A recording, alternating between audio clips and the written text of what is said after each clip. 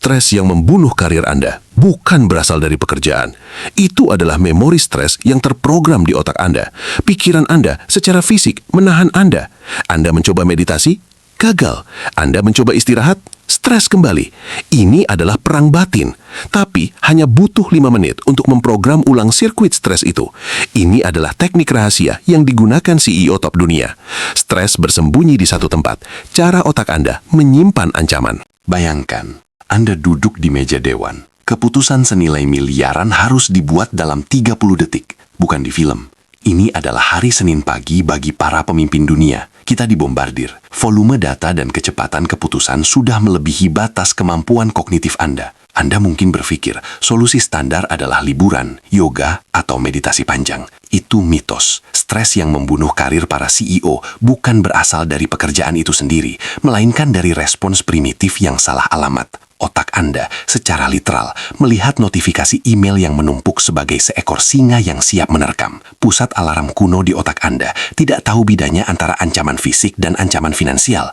Ia merespons semuanya dengan satu cara, mode panik. Dan karena Anda terus-menerus berada di lingkungan bertekanan tinggi, ia telah membuat program default untuk stres.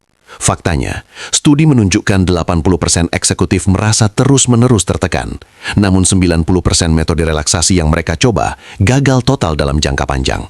Mengapa? Karena Anda tidak bisa mematikan program komputer dengan membelainya. Anda harus memprogram ulangnya. Coba jujur, berapa kali Anda mencoba relaksasi, tapi stres itu kembali lagi dalam 24 jam? Ini bukti bahwa sirkuit stres Anda sudah terpatri kuat.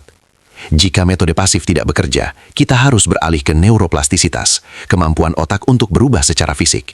Kita tidak butuh istirahat, kita butuh reprogramming. Dan kabar baiknya, Anda tidak butuh berjam-jam di gua meditasi. Dan kabar baiknya, Anda tidak butuh berjam-jam di gua meditasi. Ilmu saraf telah menemukan frekuensi dan input spesifik yang hanya membutuhkan 5 menit untuk mengirimkan sinyal aman yang kuat ke amigdala Anda. Teknik inilah yang digunakan para pemimpin dunia untuk hack sirkuit stres mereka. Namun, ada satu jebakan besar yang harus Anda hindari saat memulai proses pemrograman ulang 5 menit ini. Jebakan yang membuat 9 dari 10 orang gagal total, bahkan sebelum mereka memulai. Inilah jebakan besar yang membuat 9 dari 10 orang gagal dalam melakukan pemrograman ulang 5 menit ini. Mereka mencoba menenangkan diri ketika amigdala sudah berteriak keras. Mereka mencoba meditasi atau memaksa diri santai saat tubuh mereka sudah dibanjiri kortisol. Otak primitif Anda tidak menganggap itu sebagai relaksasi.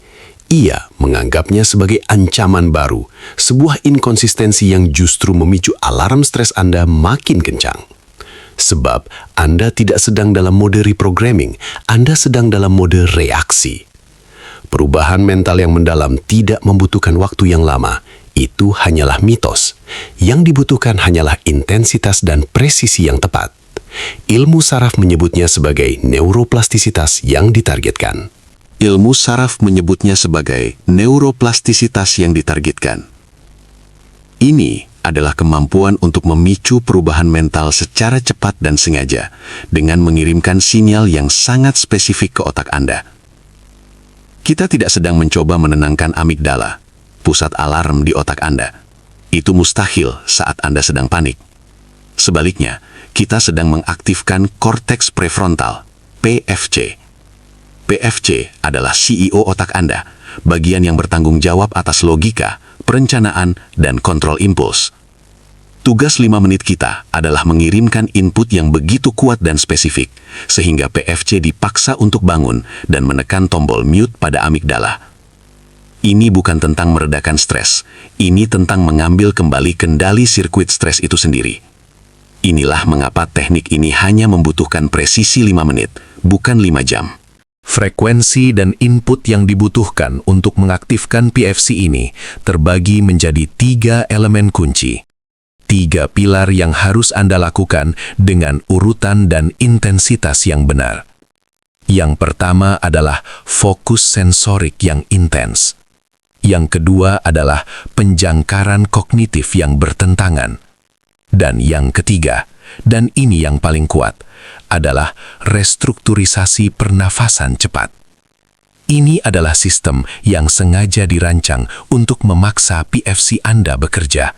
Dan inilah paradoksnya. Untuk mematikan respon stres Anda secara permanen dalam 5 menit, Anda tidak boleh mencoba bersantai. Anda harus bekerja. Tetapi dengan cara yang sangat spesifik, terstruktur, dan berlawanan dengan naluri Anda. Anda mungkin berpikir, oke, 5 menit. Tapi saya butuh ruang hening, yoga, dan lilin aromaterapi. Salah besar. Jika Anda menunggu kondisi sempurna, Anda tidak akan pernah melakukannya. Teknik ini dirancang untuk bekerja di parit, di tengah kekacauan. Kapan waktu terbaik? Tepat sebelum Anda tahu stres akan memuncak. 5 menit di mobil sebelum masuk kantor.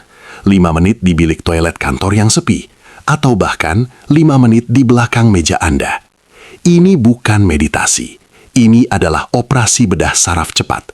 Anda memaksa otak Anda bekerja di bawah tekanan ringan untuk membangun ketahanan, bukan melarikan diri darinya. Kunci rahasianya ada di konsistensi.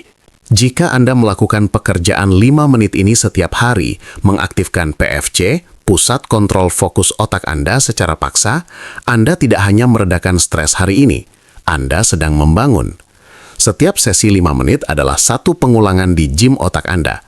Anda sedang memperkuat jalur saraf yang menghubungkan pusat kognitif, PFC, ke pusat emosi, amigdala.